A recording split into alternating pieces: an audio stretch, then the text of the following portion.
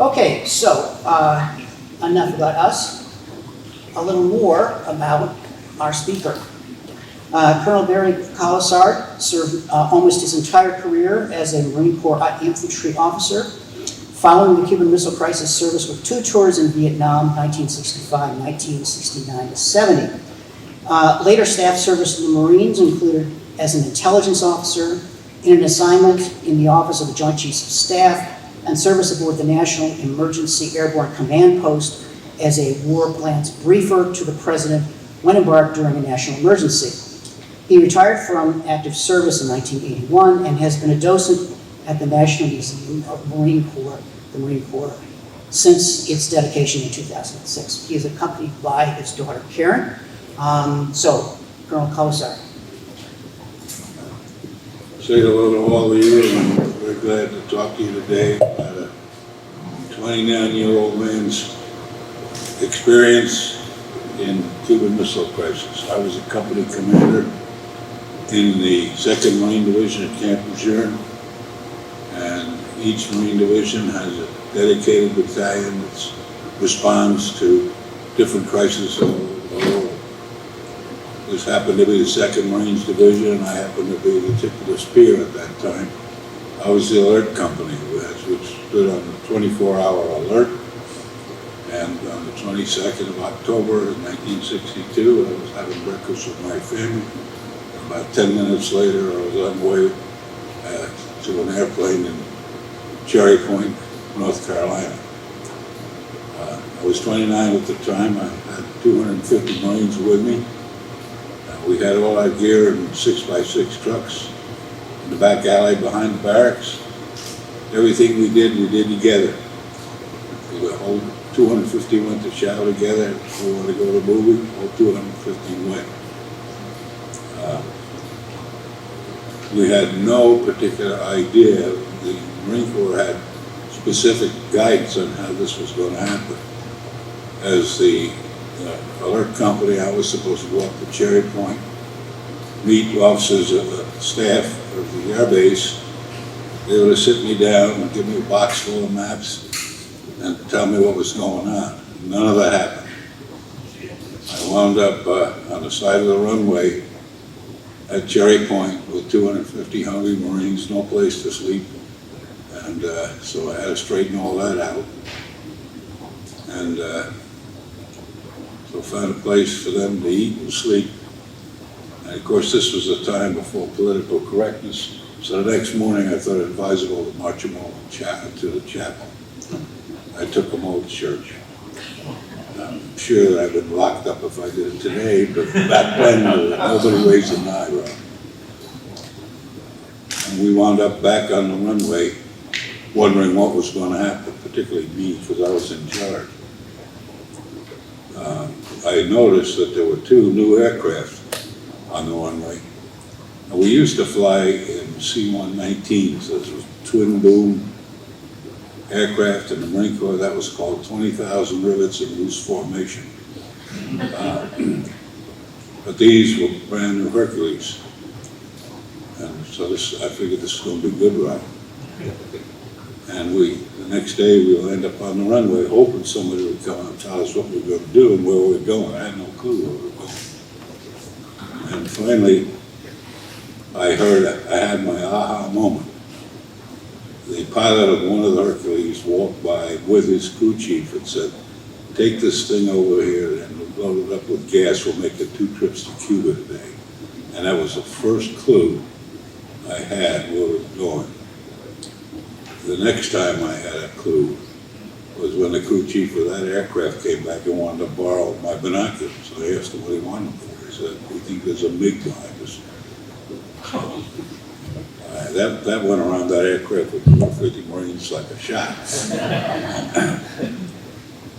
But when we landed in Cuba, I thought I was watching a World War II flick. There were Marines running around in every direction. All the vehicles had the windshields down on the hood. There was no canvas on any vehicle. They had body armor and helmets on. I didn't have any of that. and it was just amazing. Anybody that's in the Marine Corps and a combat unit knew that they had tack marks on their equipment and vehicles. I looked at the tack marks, I didn't recognize one of them. I was an embark officer, so I know all the tack marks in the 2nd Marine Division. These didn't look familiar, and they weren't because they were from the 1st Marine Division in Camp Pendleton. The first Marines that went there, in my knowledge, were Marines from the 1st Marine Division who flew to Cuba, and they were on the ground. And I was in the 2nd Marine Division. I was wondering, what are they doing here? The next thing I know, a colonel came up to me and said, the general wants to see you. Okay, so I went to see the general. I was amazed. He had a chrome helmet on and a Marine Corps emblem on. Man, this is strange. And his aide was somebody I knew, fortunately.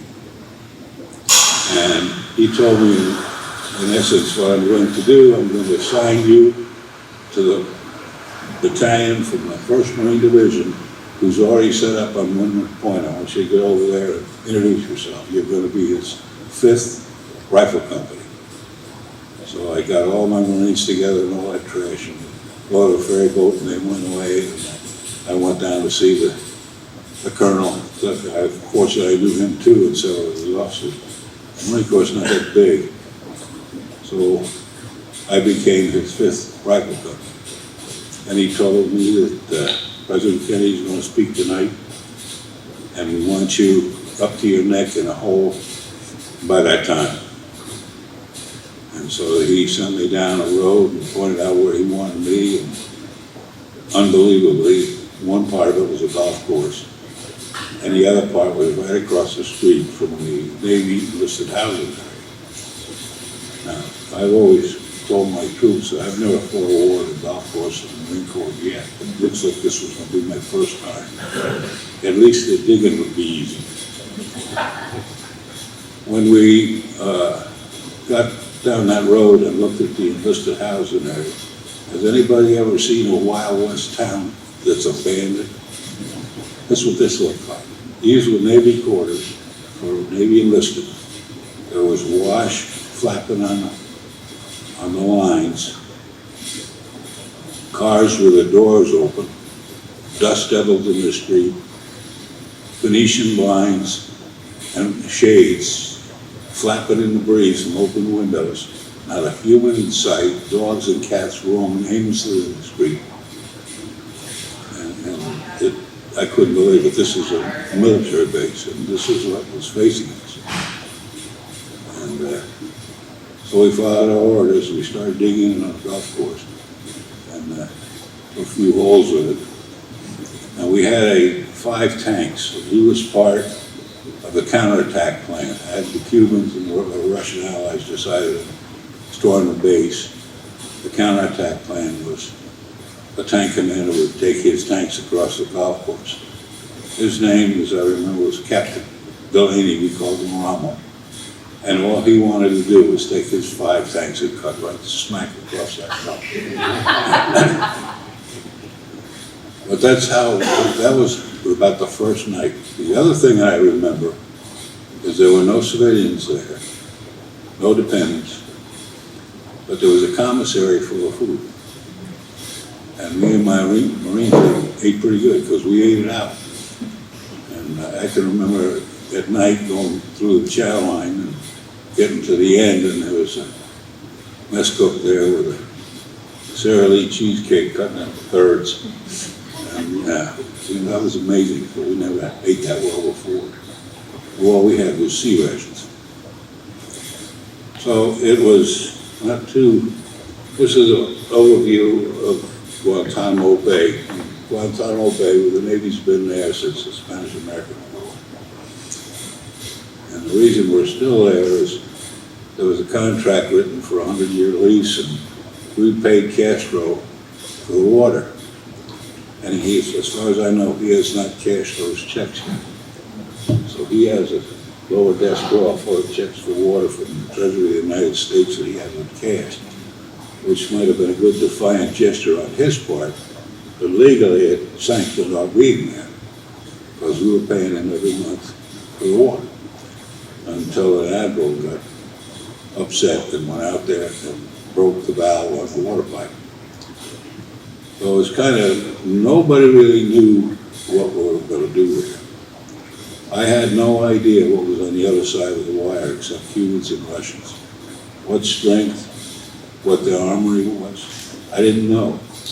I didn't realize that my 250 Marines faced a Russian colonel in command of short-range nuclear weapons.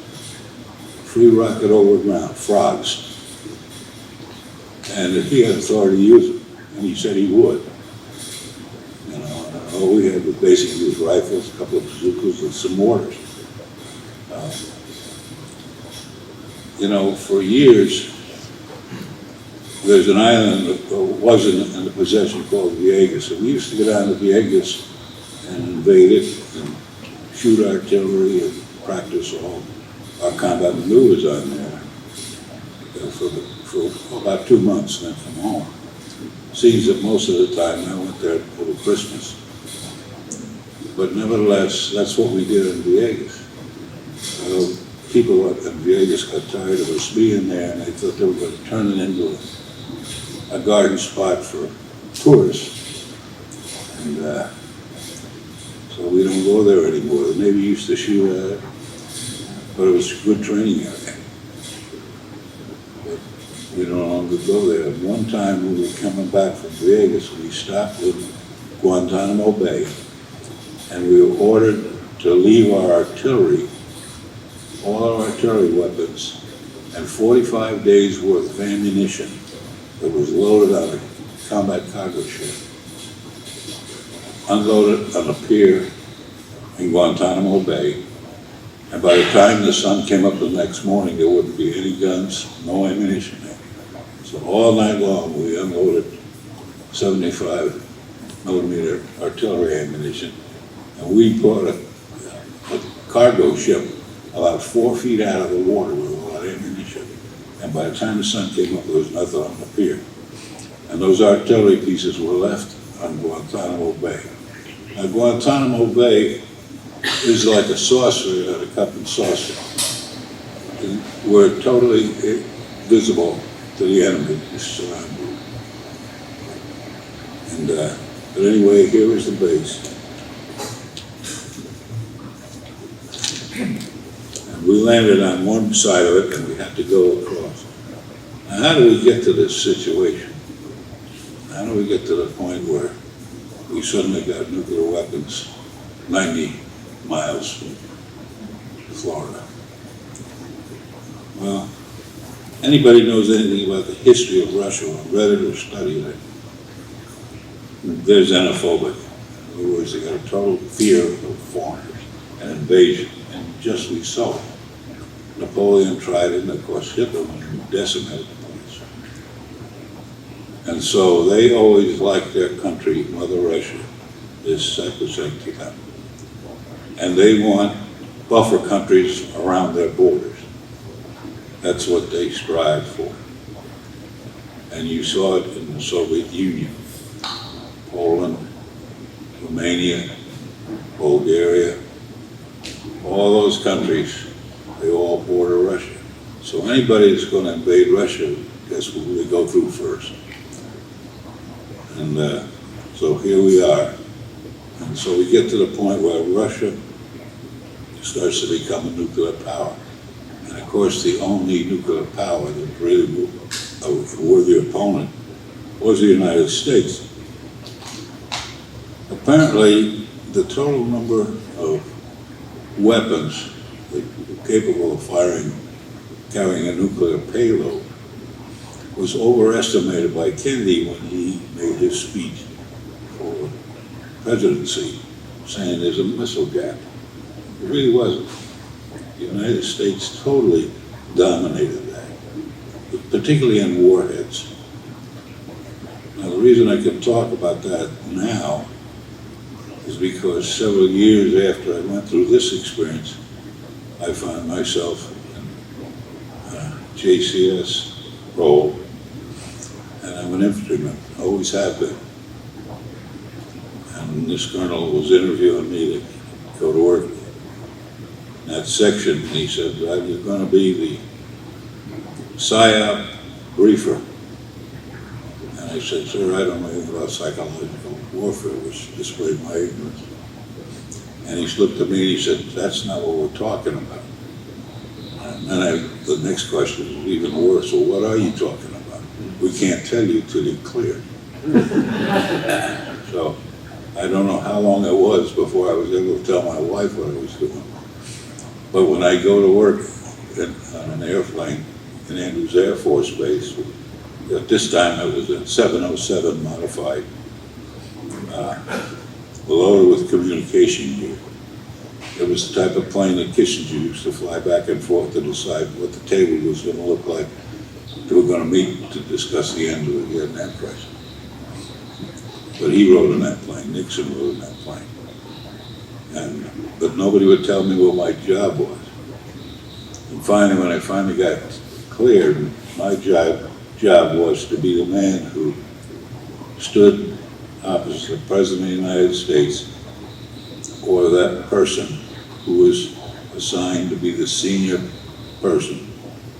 It was the plane that was to rescue him and save him so he could carry on the United States action against attack by Russia. And I had to stand there and brief him on his nuclear warfare options, get him to make a decision on what country he was going to eliminate from the map, but nuclear warfare, and get him to make a decision.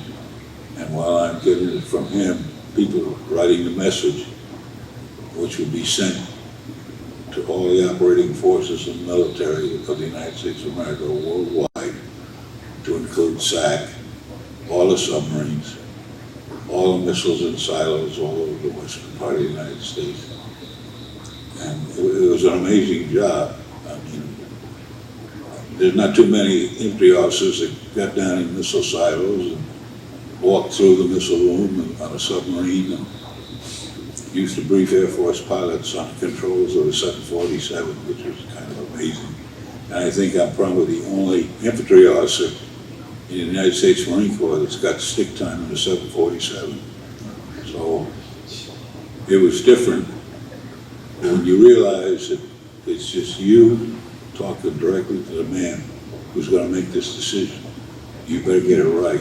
So it took me a while to learn that plane, which was in a huge file cabinet, of which I was one of two people that had the code for the safe. If you ever wondered what the warrant officer carries when he's up with the president in ball games, the little black satchel, that's what we were communicating with. So I got one side of it being on the ground in Cuba during the missile crisis, and the other side is seeing what was really out there, what they had and what we had. And I can assure you we should have got a hell of a lot more than they had. So we'll continue on with a little bit of a backstory of the history. You see, at the end of World War II, at the Potsdam Conference, they got together and they divided up Germany and Austria as to how their countries were going to be treated. And then they went and they divided up Berlin. And this is where we had a West and East Berlin. And my granddaughter, who's sitting right here, was born in West Berlin, and I managed to go see her. And I got to see the Churchill's Iron Curtain and see the fences with the grave markers all around them of the people trying to get out of East Berlin. And so it was an eye-opener. But when they divided that, the East Germans and the Russian retaliation with that was to seal off Berlin. If you remember, they closed the road, they closed access to the other allies, access to Berlin. You couldn't go down the highway through East Berlin to get to Berlin. And if you wanted to travel, you had to have official orders. You had to take either the English train, the French train, or the American train. You had to have orders to go on it and travel on it. This was kind of a night for those of you that don't want want to really realize what your freedom is, that's a pretty good example. The Berlin airlift, flying coal to the people of Berlin so they could heat their home. I mean, if you go to Berlin back in that time, it stunk of coal emissions. When you go into East Berlin, all the buildings had pock marks from all the shooting that went on in East Berlin. West Berlin was amazing because we went into East Berlin, and when we went into East Berlin, the Vapo would shine mirrors underneath the bus and that, and we were told, no, we don't even acknowledge them, don't look at them, don't say anything, we'll wave at them or anything else. And I remember being on a bus while they were looking underneath the bus and expecting our bus, and coming the other way going into West Berlin was a bus full of Russian officers going over there to buy stuff. So, but all of this was a result of the Cuban Missile Crisis and before, how they divided up and formed the different countries. Out of this particular area, it came the formation of NATO. So the United States had NATO with all those allies, and Russia immediately formed the Warsaw Pact. And I have here, get up there.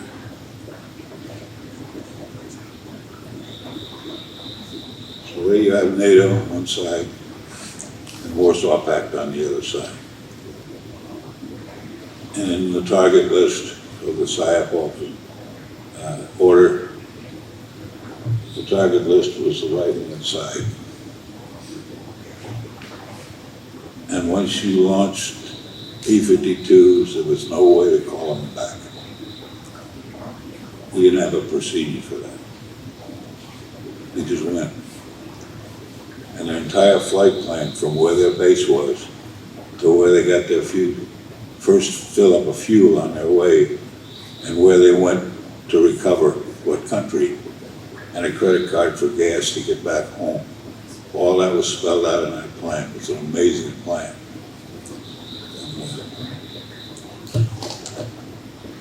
Now, when it was discovered that Khrushchev had decided to secretly send nuclear-tipped missiles to Cuba, and of course they were filmed, and that is a bullseye of the missiles, the most powerful one that they had in Cuba, its range. And it includes Washington, D.C., Chicago, Puerto Rico, and all the way to Mexico on the left side. It's quite a target. And the devastation, Russia had what we called at the time dirty weapons, a lot of fallout. So a weapon dropped on New York or Washington, D.C. would come all the way down the East Coast, the way the winds went. And I remember we took Carter down right after his inauguration. And of course, along came the press corps, which was some bunch that I didn't want to deal with. And one of the press correspondents asked me if I was anxious to start a nuclear war. And I looked at her like she was from the moon. And I said, I have a wife, 4 children, a couple of dogs, on the ground. And if this thing starts, they're gone.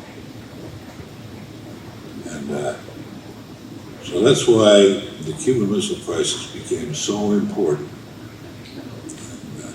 The fact that I wound up there with my 250 Marines, I don't know really what we could have done, or maybe slow them down a little bit. But there were people that were bound and determined to let them go. And this was a constant, like the sword of Damocles hanging over my head.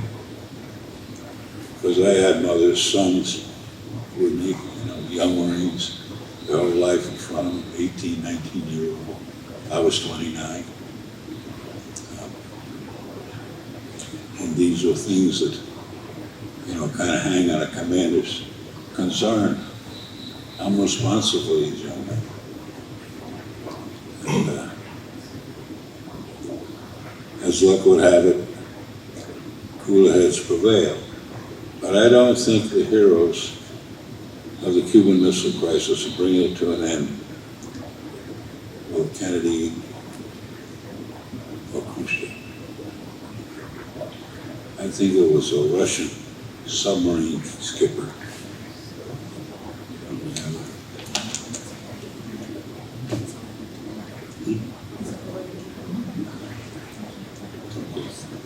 I'll bring him up and talk about him a little more, but Khrushchev also sent, in addition to the missiles, the rocketeer battalions, and all that stuff, the fighters, the big fighters that were also sent, the fast patrol boats that were sent, and you could see them from the hill I was actually assigned to, because it was very picturesque.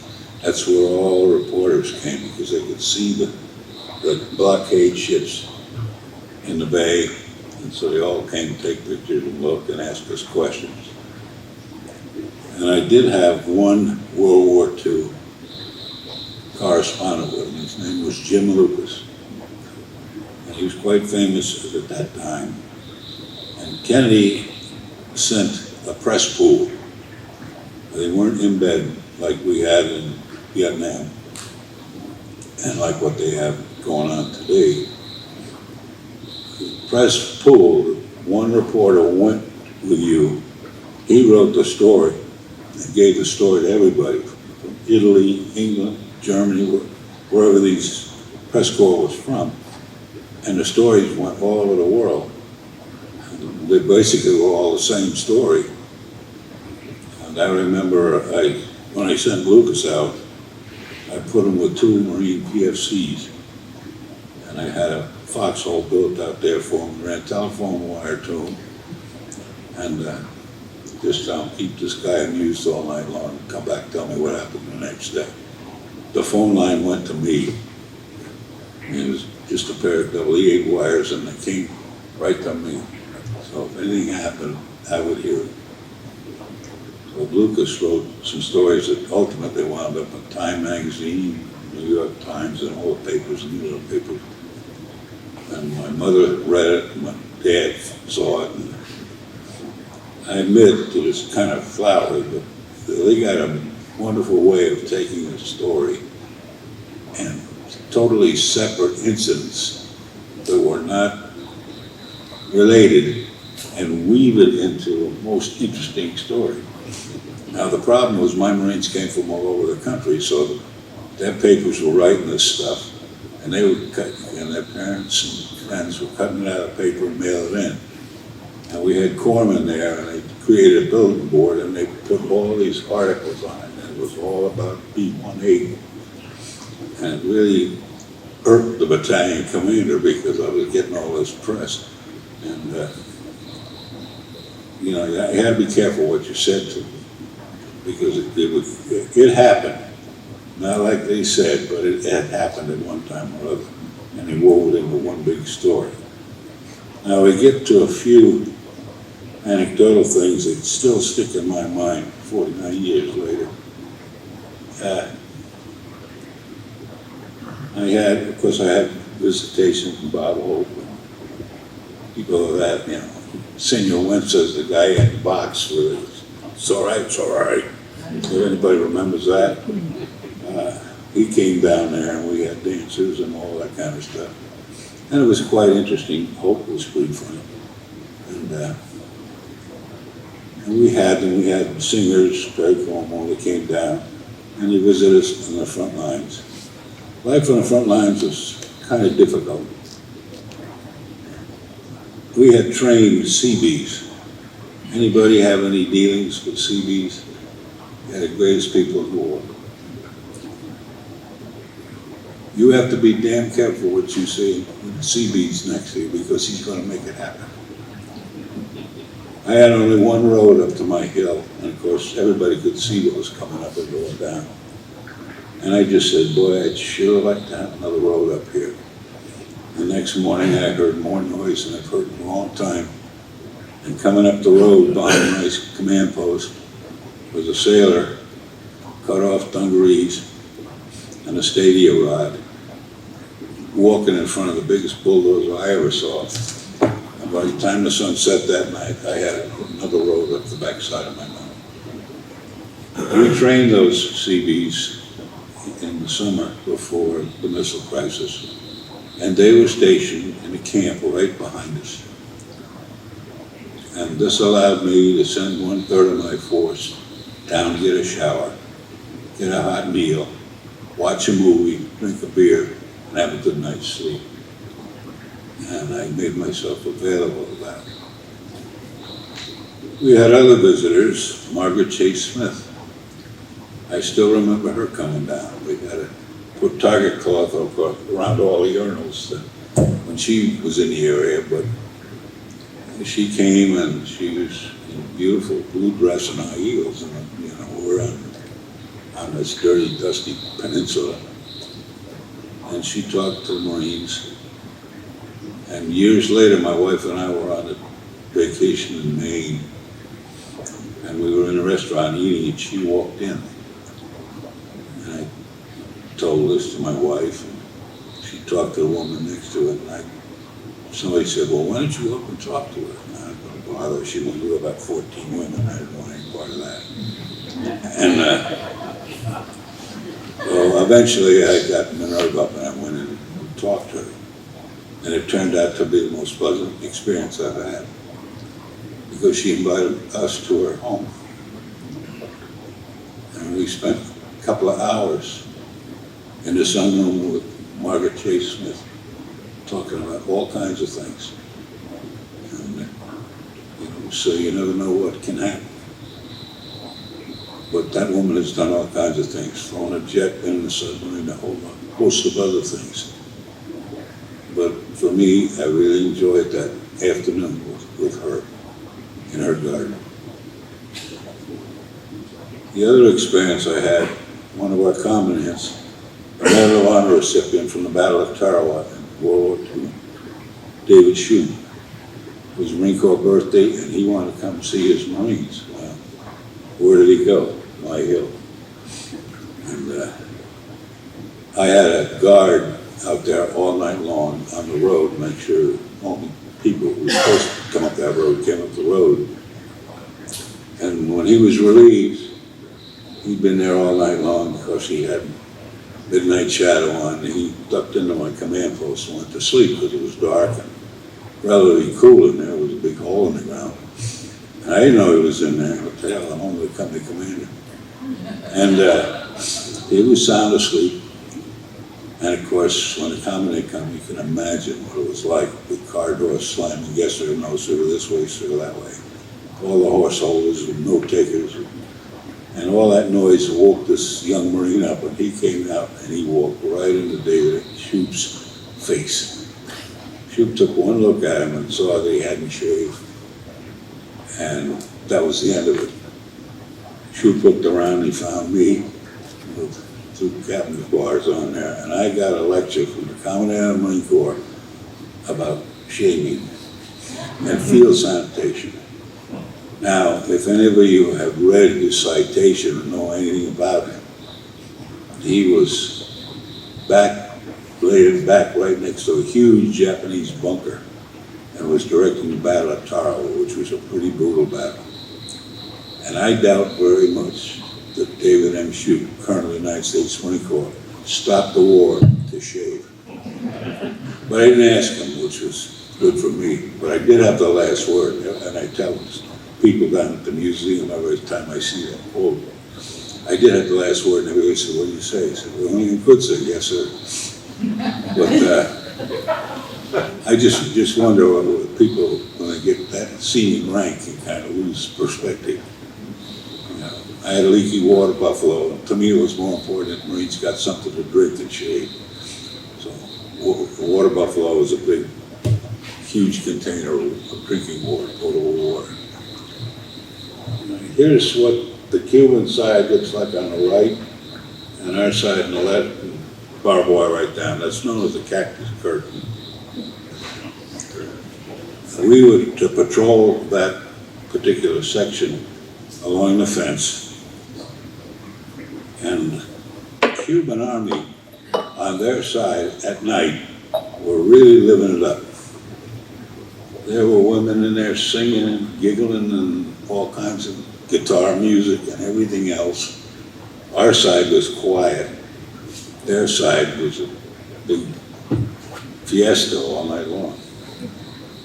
When we walked along the side of the fence, they would throw rocks at us. Now, there's not much you can do, but our operations officer came to me one day with a big truck inner tube. What the hell are you gonna do with that? He was looking for a fork in the tree. And he built the biggest damn sunshine I ever saw. And we would fire these great big rocks right over that fence. Now, that's not a current weapon. You won't find it in any manual. But it was one thing we could do. And so Marines would do the damnedest things.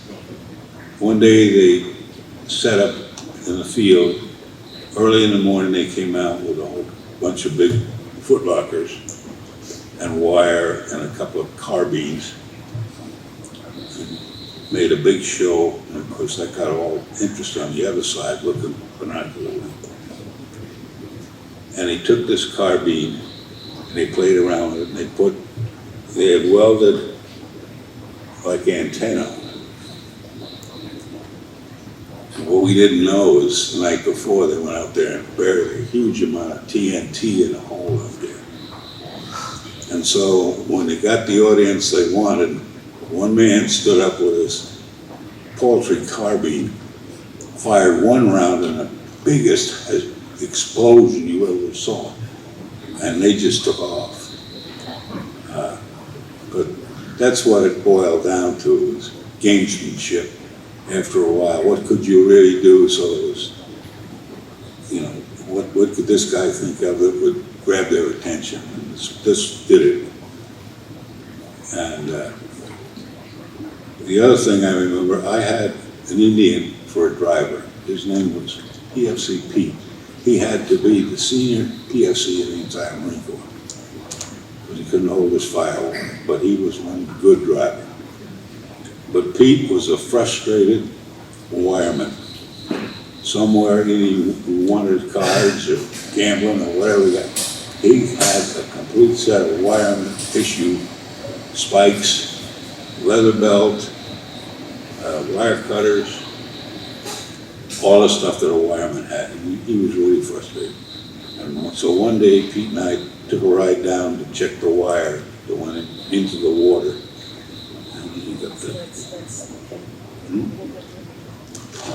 Get to it. Anyway, we went down to check the wire. And Pete went with me, and while we were down there, about 8 Cubans appeared with their AK-47s and started pointing at us. It was just me and my 45 and Pete and his rifle, and that was it. But we had the ultimate weapon. We had a Kodak box Brownie camera. And I sent Pete back to get the camera. And he came up beside me and aimed the camera at those Cubans, and they totally disappeared. In an instant, they were gone. And I didn't get arrested after that. But Pete was that wireman, that urge to be a wireman. We had outposts all along the road, along the beach.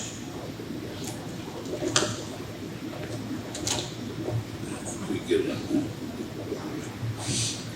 And those telephone poles had been there, I can't tell you how long, but they were those telephone poles that you look at on the side of the road in your area where they're brown.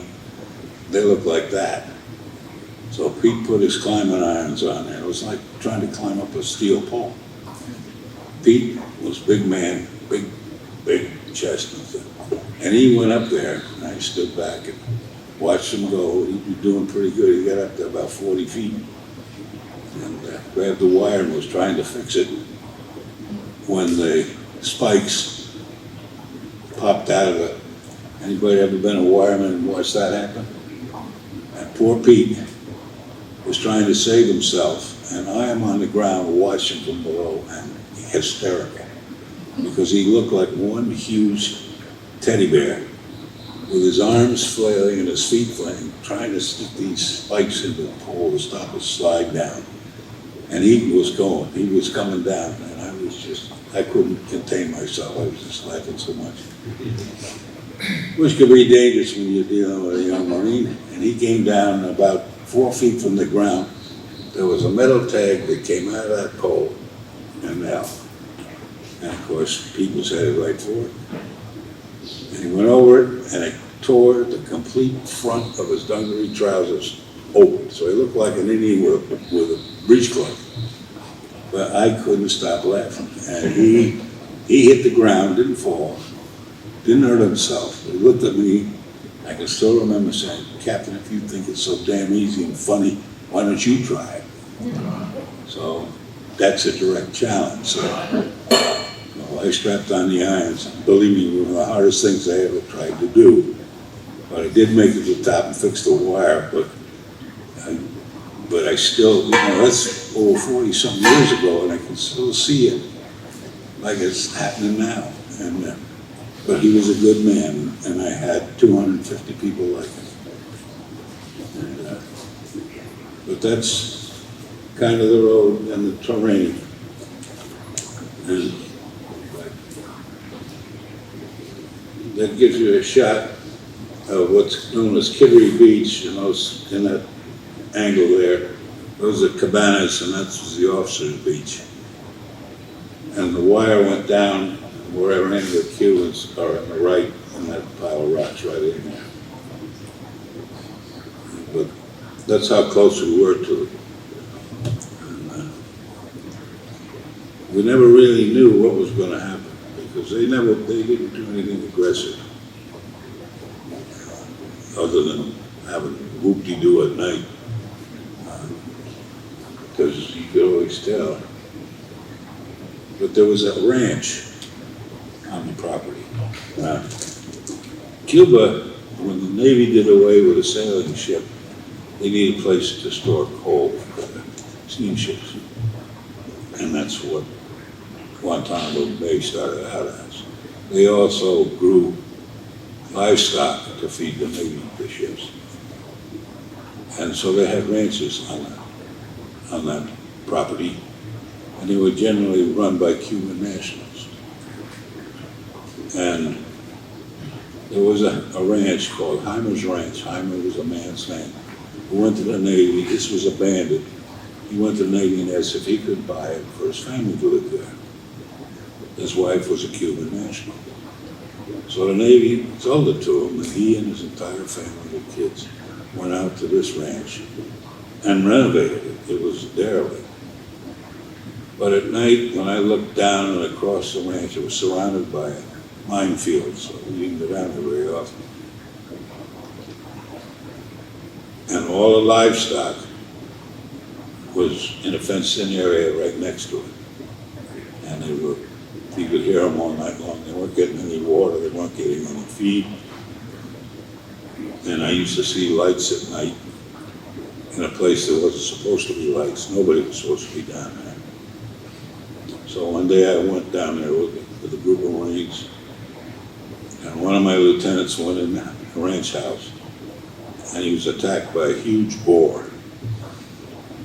So he pulled out his .45 and took care of the problem. And of course, the detonations from a pistol going off got everybody excited. And we had a huge ox. Unfortunately, the wife, Heimer's wife, her son was a Navy chief on the base still.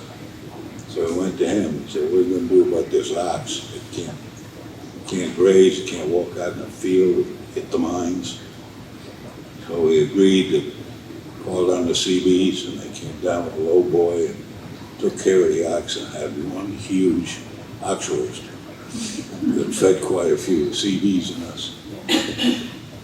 And then it was decided by the general that we got to burn that house down. Now, anybody who remembers in the Vietnam War, the Zippo incident where they got a picture of a Marine torch on a Vietnamese hooch? Well, that was like the shot heard around the world in the newspapers. Well, we wound up doing the same thing. I had that fire going real well. And the general must have changed his mind and called me up and says, you got that thing burning? I said, it sure is. Can you put it out? I said, no way, Jim. It's going. And the last thing I remember about that incident was seeing a beautiful blackboard on the front porch of that lady's house. And in beautiful penmanship, it said, "Dear Colonel Colleen, please do not let anything happen to my ranch while I'm gone." And turned it into a pile of ashes. But in there was a lot of stuff from the Navy that had been swiped, clocks and things like that, mess trays and that. And a cash alarm band with written in chalk on it, 20 Julio on the band. And I appropriated that and gave it to the Marine Museum, so it would be one of their artifacts in the new museum when it opens up. But I still remember that poor lady signed. She and her whole family were shipped off the island with the rest of the families. And when she died, they brought her back. She's buried next to her husband on Guantanamo Bay. And just recently in the museum, we had a bunch of high school students in high school down there came to visit. And I started to talk to them, and I said, go out there to Hyman's Ranch. Oh, yeah, it's nothing but a pile of ashes. I said, well, I'm the guy that turned it into that. And the other thing that is pretty funny, where's the Marine emblem? These are little anecdotes. Now, there's a pretty huge Marine emblem. This is in a parking lot in the officers club, where they used to go sit out there and watch movies. And the Cubans were right on the other side of the wire, and they would come up with their vehicles and shine their headlights on the screen. And they would shine on the parking lot and all that. Of course, that did nothing but annoy everybody. So one day, the Admiral got a hold of his CBs, and they sent him out to that area and pitched a big white tent, enclosed it all, and the CBs went to work. And of course, all night long, the Cubans had it lit. And so when they were through, took the tent down, and this is what they built. And so for a while, the Cubans used to highlight the Marine emblem with spotlights at night, and that didn't last very long. But that's some of the humorous things that happened while we were there. And when this was finally resolved and looked like we were coming home, we came out of the foxholes. We had the CBs had built it. And the CBs being engineers are 8 personalities, and they figure how to do things the easiest way. And so they took the road, they went around the hill. And everybody knew the elevation of that road because they could look at it and see it. So they bulldozed it. And then they had a Bay City crane, and they built machine gun emplacements along the road. So everybody knew how high it was, the elevation. And they would take cinder block and build these huge bunkers, double wall, dirt in between, and then with the Bay City crane, swing the boom either above or below the road, the length of that boom, and drop 3/4 inch steel on the top. And they were all over the place. And I remember every single bunker had painted on the side of it, built by the Fubar Construction Company. And without telling you all what that stands for, I'll just say fouled up beyond all recognition. But I didn't put my Marines in there because I didn't think it was a good idea. I figured they knew, they had them placed on the map. So for a good couple of weeks, we did nothing but dig holes and put machine gun positions. We moved them above and below.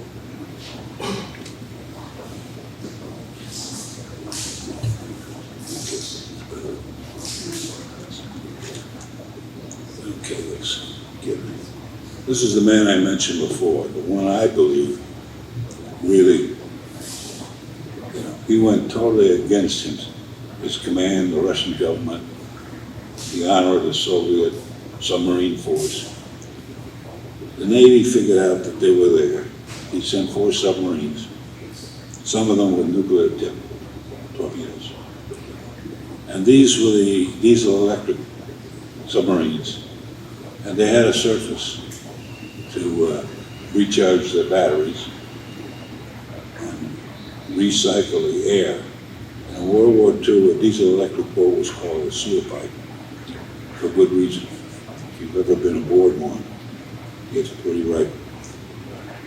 And so they were kept down for a long time. The temperature in that boat rose quite a bit. And the Navy took the time to take grenades and throw them over the side of the ship, and the Russians and the submarine thought there would be a depth charge. So it didn't take very long to the captains of each of these submarines to come back to this gentleman here, who was a senior officer in the 4th submarine, and encourage him to launch a special weapon. And he refused. Now, if you think about that, in the Soviet military, a man with his stature went against all the captains of his flotilla and refused to launch that torpedo. Had he done that, the Navy didn't know he had nuclear tip weapons. And they thought they were going to end the harassment by firing a nuclear torpedo. And he refused. Instead, ordered his fleet to surface, and they surrendered. And this was directly against the Soviet Navy submarine tradition, and certainly against the wishes of those in charge. But nobody ever heard of this man. It took 4 years before his story really came out. And he eventually died of nuclear poisoning, buried in obscurity, and vilified by his peers in the Soviet submarine service. But just think what that man did. Because World War III could have started right off by some bunch of sailors throwing grenades over the side, harassing the Russian Navy, and they could have retaliated. And had that happened, it could have happened. I could have watched it right from my hill. And I often got to think of that one man. He went against everything that he was taught as communist in a system like the USSR. And he elected to surrender and bring his fleet up instead of doing what every other Navy captain on the other submarines wanted him to do. He refused. Nobody heard of him. He's buried in some obscure grave in Moscow somewhere, behind a wife.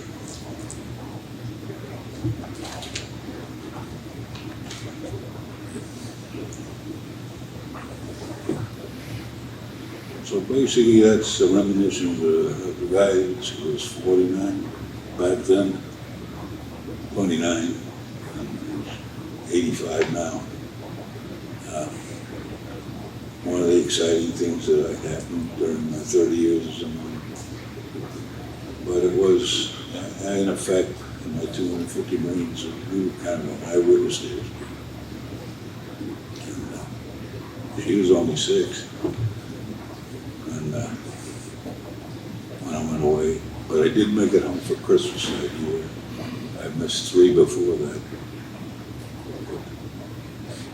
And that was a Cuban Missile Crisis from my view as a grunt.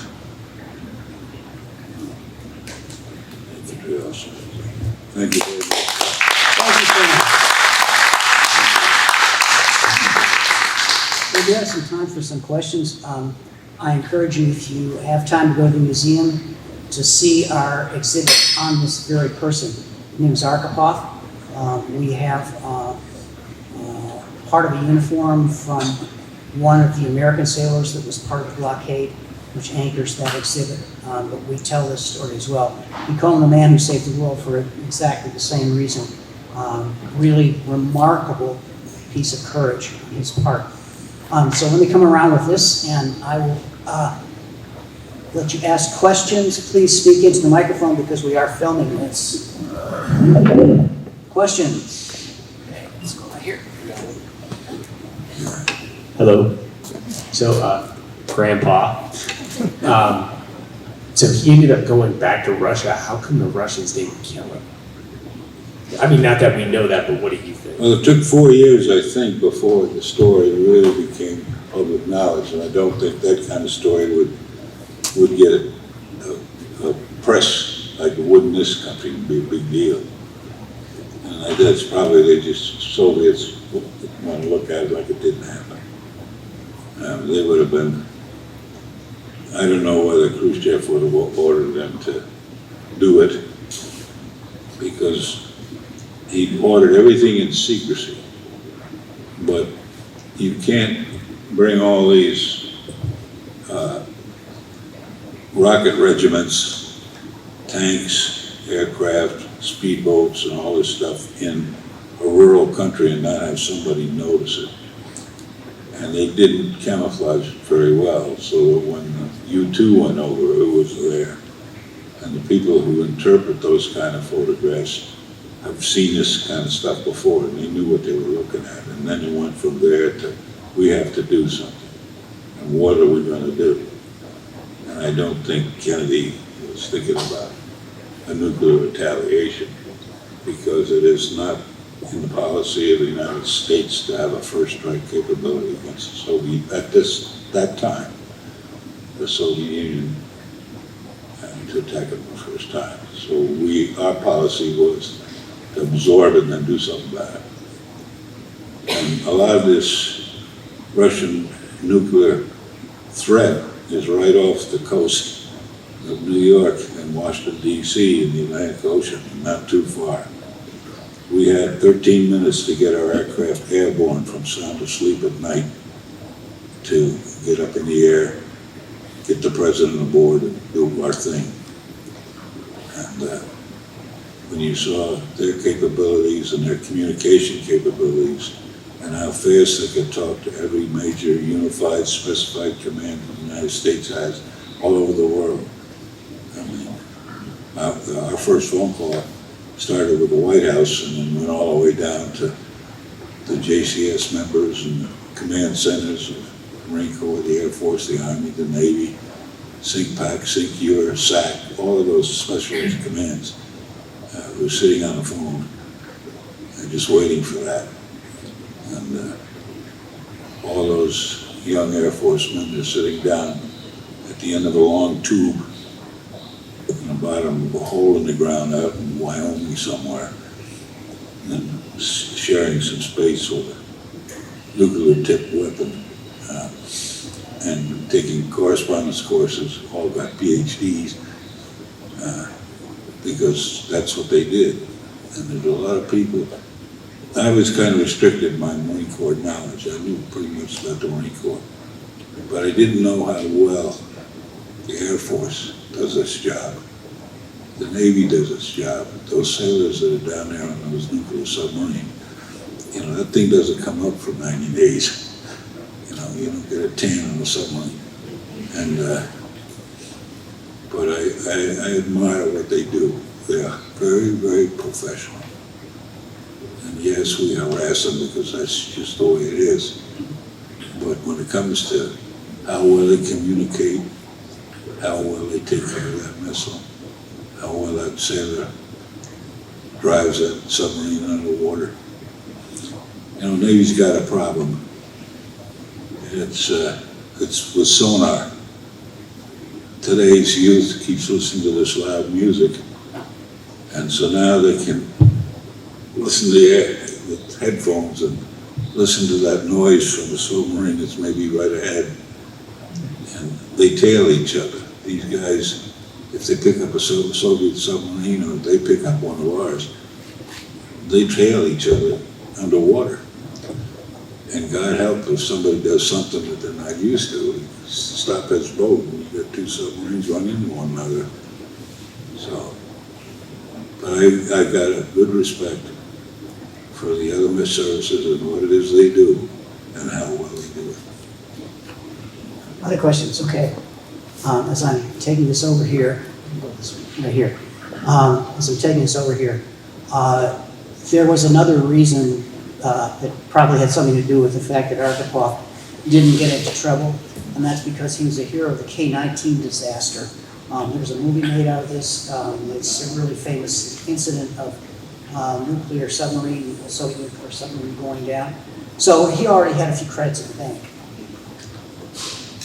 Well, that actually was my question. What, you said that he was shunned, Arkhipov was shunned after this incident, the Cuban crisis. What happened to him exactly? Was he like kicked out of the you know, I don't really know how the Soviet system dealt with it, but I don't think had he been looked at as a true hero of the Soviet Union, it would have been known throughout the world. But he's just was kind of a person that they just kind of bypassed. At least that's what I got from reading his history and what his wife said. Other questions? Anybody?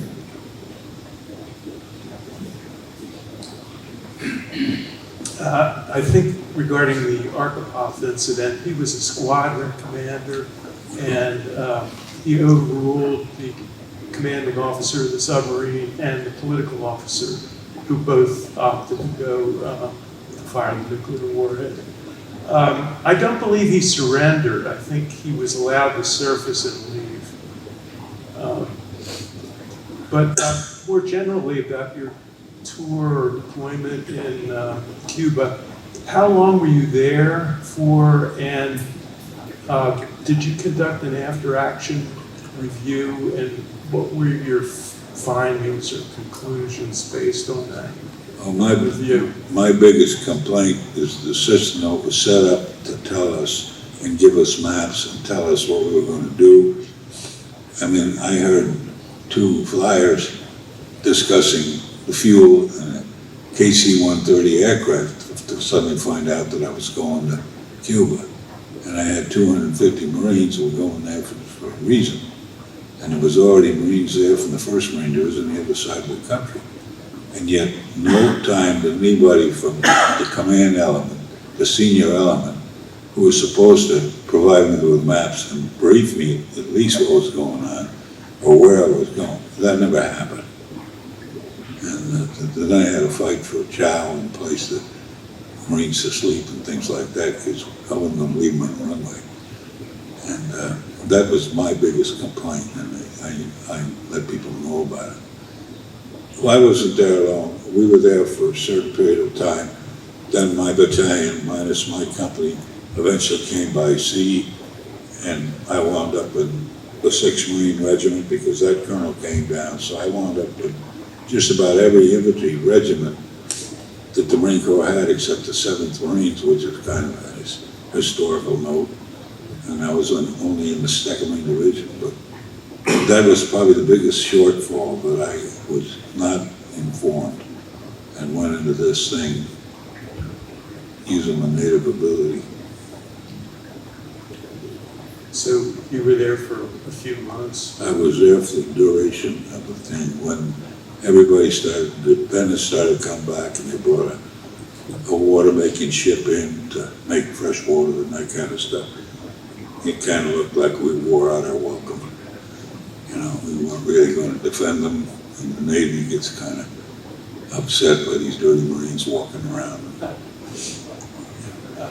For anyone who hasn't been to the Marine Corps Museum, it's a fantastic experience, and I highly recommend it. Thank you. I've been there 11 years, and it's since the day it opened. Anybody that hasn't seen it, it's right in your own backyard. I love history, and one of my historical facts that I found out quite by accident, that I have a relative. He happens to be the captain of the Arizona. And so yes, if you haven't been there, it's a good history of this country, especially for children. It's my view, 11 years as a docent in the Marine Corps Museum, the Canadians know more about our country's history than we do.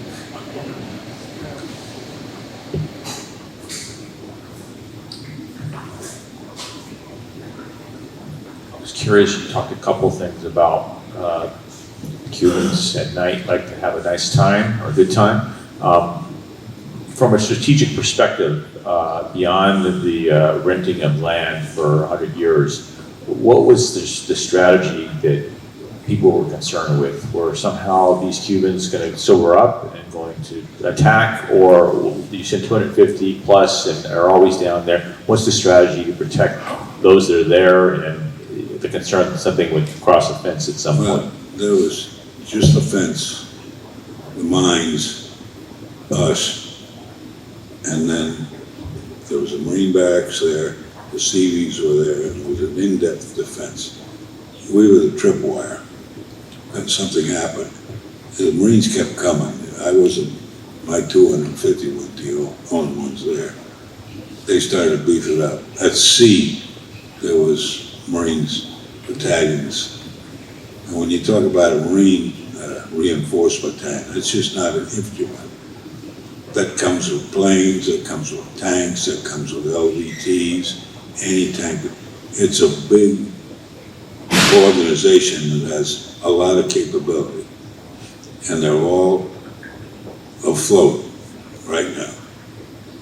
And they're afloat in the Pacific, they're afloat in the Caribbean, they're afloat in the Mediterranean. When you read an MEB, or Marine Expeditionary Force goes in, that's ground, air, and support. That's a huge outfit. And it takes 5, 6, 7 ships to carry it. And it's potent. And it gives the president, and it's, if you would, a 911 force. And we're ready to go. We were 24 hours and we were out of there. Not very knowledgeable, but we were out of there, ready to go. We'll do the best we can with what we had. But those are holes. We're not in this alone. The Army had the paratroopers ready to go. There were positions on Florida's beaches. They weren't really sure what was going to happen. Cuba, even now, still worries about an invasion. And that's what I was CIA. One of those deployments I made to Vieques, I was a logistics officer. I loaded the ships and all that. And we had Marines all over the island, and we had a back road. That's when Castro first revealed himself. And so I had to fly all over Vieques in a helicopter to make sure that I found all the elements of my unit to backload on the ship. And there was an area on that island that we couldn't go to. We had to put security on that road to stop anybody from going down the road. So when I was flying around to find my units, I just went in helicopter. And I created a hornet's nest because we went over a beach and I saw ships, troops, vehicles, all painted brown. And I was wondering, what the hell is this outfit? I really didn't know what was supposed to be on the island. It turned out that what I was looking at was a staging area for CIA's Bay of Pigs. You know, the big, huge gasoline transporters, all that stuff. It was painted sickly brown. I finally figured out what it was and why we had to keep people out of it, but it's just by accident I happened to come across it. but we couldn't get down there. We were stopped until I did that maneuver. One of the things that we've heard about is something called in movies, the Hollywood word, mirrors. So I think A Few Good Men was an example of somebody being on a hill and he has a mirror, somebody's pointing a rifle at him from the Cuban side. Was there skirmishes or anything other than throwing slingshot rocks? Were the things that you had heard? No. No, we never had anybody shoot at us that I was aware of. Sunstroke maybe, but not the. You said you found Arhipov's wife? When and where? You said you found Arhipov's wife? No, when I was researching, because I had to give roughly the same presentation to my fellow Marines at the museum, I just happened to come across a story about him. I had not known about him before. So when I was researching this presentation for the Marine Corps anniversary here, I came across that article, and I figured he deserved his due. Thank you. Anybody else? I'd just like to point out that one of our board members is a PhD in history at George Mason, and that George Mason people got into the Russian archives when the walls went down. And so they have documented pretty accurately the stuff that he's talking about. And so we actually have some of that now in print. So that's been a lot of fun to see that. Of course, the archives now are closed off now, so when that window was open, that was really a great thing. There's a lot of other stuff going on as well at the same time as the Cuba things were going on.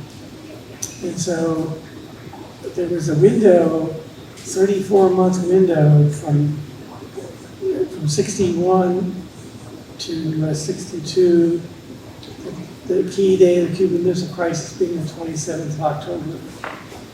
So about 60 days before the Cuban Missile Crisis, the Russians said, okay, we're done. We're going to start testing again. They hadn't tested for 34 months.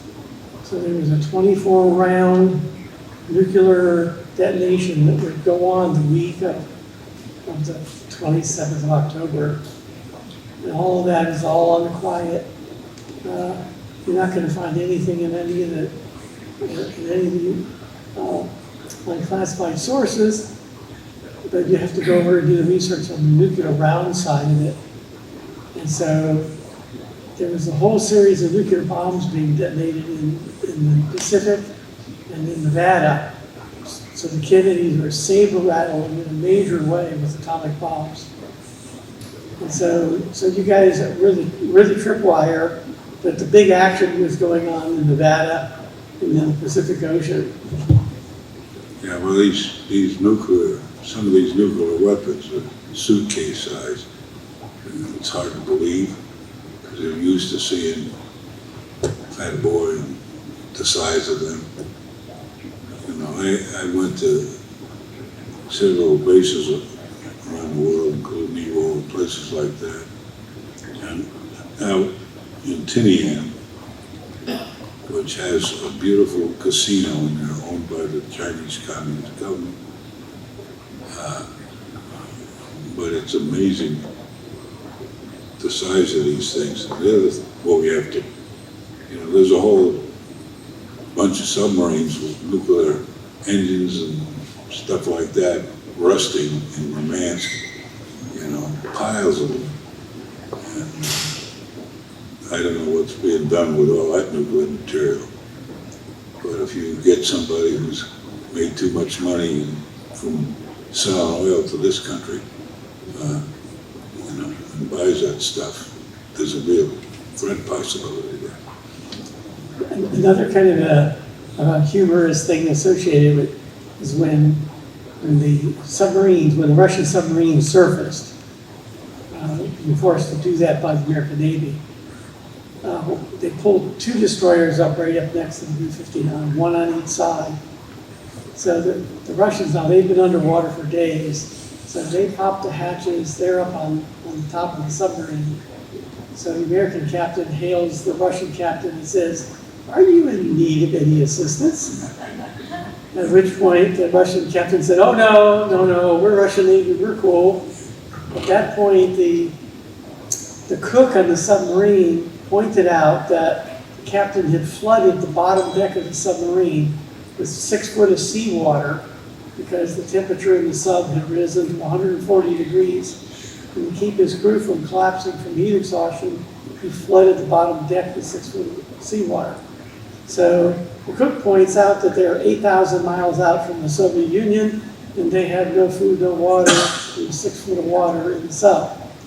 So the Russian captain says, on second thought, we would like to get some bread, that would be nice. So they started exchanging rations with the Russian crew. Well, then the one submarine had 5 sailors who were musicians, and they had brought their instruments along on the boat. So they put the band up on the deck of the destroyer, and they were taking requests from the Russian crew. So we think that submarine sat out there for about a month until the Cubans could get a seagoing tugboat out there. And they towed it back to the Soviet Union and immediately trashed it. I think people who serve on submarines, no matter which Navy they're in, they have kindred spirits. Because just by virtue of the fact of what they put up with and the conditions they live on, if you've ever been on an early World War II sewer pipe, that's what it was like. So come by and see our exhibit on that, on Arkhipov. We have some artifacts from the destroyers. And we have some artifacts that were crew. You know, a lot of this kind of chicken game goes on in the Mediterranean. And Soviet vessels will cut across the bows of U.S. vessels back and forth. And I remember captains, when they send messages back and forth, are absolute experts in what they say in those messages. And there was one, I can't remember his name, one of these incidents, and he took his guns and rotated them and pointed them right at the Russians combatant ship. It said, if World War III starts tomorrow, you'll be the second to know.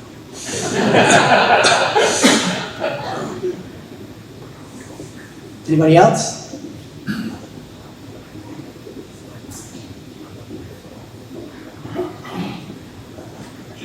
Continuing on, you mentioned 2 tours in Vietnam. I was curious if you could talk a little bit about that very short. Well, in Vietnam, by that time I was 32, I had a reconnaissance company that went into Chu Lai in 1965. One thing I say now is my teenage Marines of that period are now grandfathers. At the end of this month, I'm going down to Texas to see them. And I get to talk to their children. And for a Marine commander, that's very special. But in my battalion alone, during the time that battalion was in Vietnam, there were 4 Medal of Honor recipients. There were 36 Navy Cross recipients, 76 Silver Stars. Just about everybody was hit at least once. And it was quite a decorated battalion.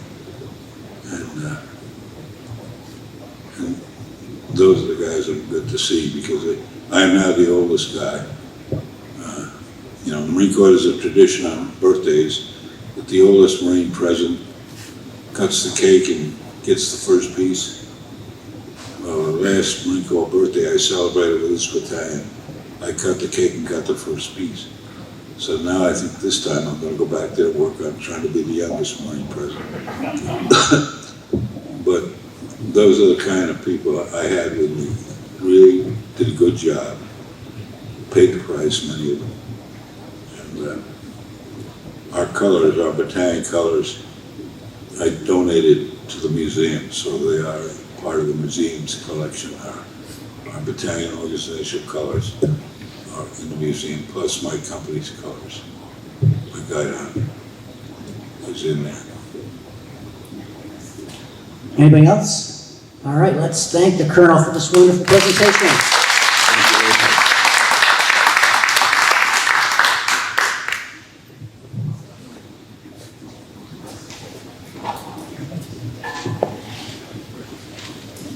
Don't forget to go to the Marine Corps Museum. I think you'll be pleasantly surprised. And every service has a national museum. The Air Force is in Wright-Patterson Airfield, and the Navy is down here in the Navy Yard, and the Army has not yet opened its, but the Army has a long storied history, and I'm anxious to see what they have in their museum. And they've been working on it. It took us 5 years to do the new expansion, which covers everything from 1775 to right now. That's awesome, thanks.